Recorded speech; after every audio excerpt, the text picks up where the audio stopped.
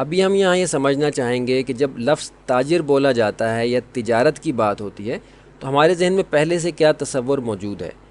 اس چیز کو سمجھنے کا مقصد یہ ہے کہ جو پہلے سے تصور موجود ہے اس کو ہم نے ڈیولپ کرنا ہے، اور جو جدید اصطلاحات استعمال ہوتی ہیں اور جو جدید کانسیپٹ ہیں تاجر یا تجارت سے متعلق، وہ ہمارے ذہن میں واضح ہو جائیں کہ پہلے کیا کانسیپٹ ہمارے ذہن میں موجود ہے، پہلے کیا تصور ہمارے ذہن میں موجود ہے، اور اس کو ہم آگے کس طرح سے موجودہ دور کی اصطلاحات کے یا کانسیپٹ کے مطابق سمجھیں گے۔ اس وقت آپ کو یہاں تاجر لکھا ہوا نظر آ رہا ہے، اور ہم یہ جانتے ہیں کہ جب لفظ تاجر بولا جاتا ہے یا تجارت کی بات ہوتی ہے تو ایک خاص تصور ہمارے ذہن میں آتا ہے۔ اس لیسن میں ہم اس تصور کو، اس کانسیپٹ کو یا اس عمل کو سمجھیں گے جو کہ تجارت اور تاجر کے ساتھ ہم منسوب کرتے ہیں۔ پہلے یہاں ایک چھوٹی سی ڈیفینیشن دیکھیں گے کہ تجارت کو کس طریقے سے بیان کیا جاتا ہے یا تجارت کی کیا تشریح کی جاتی ہے۔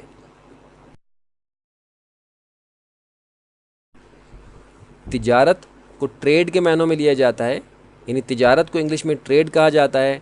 اور یہاں ایک سمپل سی اس کی ڈیفینیشن لکھی ہوئی ہے، اس کو آپ نوٹ کریں گے، ترجمہ اس کا ساتھ ہم کریں گے لیکن اس کو آپ نے خود سے نوٹ کرنا ہے۔ Trade is the transfer of ownership of goods and services from one person to another by getting something in exchange from the buyer. تجارت نام ہے ملکیت کی منتقلی کا ایک شخص سے دوسرے شخص کی طرف، جس میں کہ فروخت کرنے والا خریدنے والے سے اس کے بدلے کچھ حاصل کرتا ہے۔ یہ ایک مختصر سی تشریح ہے لفظ تجارت کی،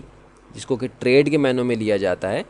جس میں کہ ہم دیکھتے ہیں کہ ایک شخص جب کوئی چیز خریدتا ہے اس نیت سے کہ اس نے اسے منافع پہ فروخت کرنا ہے، تو وہ چیز خریدنے سے اس کی ملکیت میں آ جاتی ہے۔ پھر جب وہ اس کو فروخت کرتا ہے تو ظاہر ہے کہ وہ ملکیت یا اونرشپ جو ہے وہ ٹرانسفر ہو جاتی ہے خریدار کی طرف، جو کہ اس چیز کو خریدتا ہے، اور اس خرید اور فروخت کے عمل میں تاجر جو ہے وہ منافع حاصل کرتا ہے، اپنی فروخت کی ہوئی چیز کے بدلے خریدار سے کچھ رقم وصول کرتا ہے۔ اور یہ چیز یہاں واضح ہوئی کہ تجارت جو ہے، ٹریڈنگ جو ہے وہ گڈس اور سروسز دونوں کی ہوتی ہے۔ Trade is the transfer of ownership of goods and services, یعنی خدمات ہوں یا مصنوعات ہوں، دونوں کی تجارت کی جاتی ہے۔ پہلے دور میں ہم جانتے ہیں کہ لوگ چیزوں کے بدلے چیزیں خریدتے تھے۔ مثال کے طور پہ ایک شخص کے پاس گندم ہے تو وہ گندم کے بدلے کسی سے چاول لے سکتا تھا، یا کسی شخص کے پاس کپڑا ہے تو وہ کپڑے کے بدلے کسی سے برتن لے سکتا تھا، یعنی اپنی ضرورت سے زائد چیزوں کو دے کے اپنی ضرورت کی چیزیں دوسروں سے حاصل کی جاتی تھیں۔ بارٹر سسٹم کہلاتا تھا، پہلے زمانے میں تھا۔ اب ظاہر ہے کہ ہم اپنی چیزوں کی فروخت کے بدلے رقم ہی وصول کرتے ہیں اور اسی میں ہمارا منافع شامل ہوتا ہے۔ تو گڈس کی تجارت تو سمجھ میں آتی ہے، لیکن سروسز بھی تجارت کے زمرے میں ہی آتی ہیں، جس میں کہ آپ سروسز بیسڈ کوئی کاروبار ڈیولپ کرتے ہیں، اپنی سروسز پرووائڈ کرتے ہیں ان لوگوں کو جو کہ آپ کی سروسز کے ذریعے سے کوئی کام لینا چاہتے ہیں، اور پھر آپ ان سے سروس چارجز لیتے ہیں۔ تو یہ سروسز بیسڈ جو بزنس ہیں ان میں تجارت کا کانسیپٹ ہے۔ ابھی ہم یہ دیکھیں گے کہ جب لفظ تاجر بولا جاتا ہے تو ایک خاص تصور ہمارے ذہن میں آتا ہے کہ ایک شخص ہے جو ایک خاص عمل کے ذریعے سے کاروبار کرتا ہے۔ اس کی وضاحت کے لیے ہم یہاں ایک سمپل سی اگزامپل کے اوپر آئیں گے۔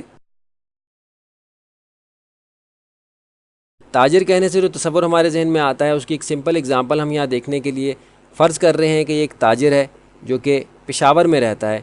اور یہ پشاور سے کوئی چیز خرید کے کسی دوسرے شہر میں فروخت کرنا چاہتا ہے۔ ہم یہ فرض کرتے ہیں کہ اس تاجر نے یہ دیکھا کہ پشاور میں کارپیٹس جو ہیں، قالین جو ہیں وہ سستے ملتے ہیں، تو اس نے یہ فیصلہ کیا کہ یہ پشاور سے قالین خریدے گا اور کراچی جا کے ان کو فروخت کرے گا۔ تو اس نے پشاور سے قالین خریدے اور یہاں سے آل دا وے یہ کراچی گیا، اور کراچی میں جا کے اس نے اپنے کارپیٹس یعنی قالین فروخت کیے اور اس کے بدلے اس نے نفع حاصل کیا۔ تو اس میں ہم نے یہ دیکھا کہ ایک شخص جس نے اپنی ذمہ داری کے اوپر ایک فیصلہ کیا کہ اس علاقے سے میں چیز خریدوں اور دوسرے علاقے میں جا کے فروخت کروں، تو اس دوران ہم نے دیکھا کہ اس نے اس چیز کو وہاں سے خریدا،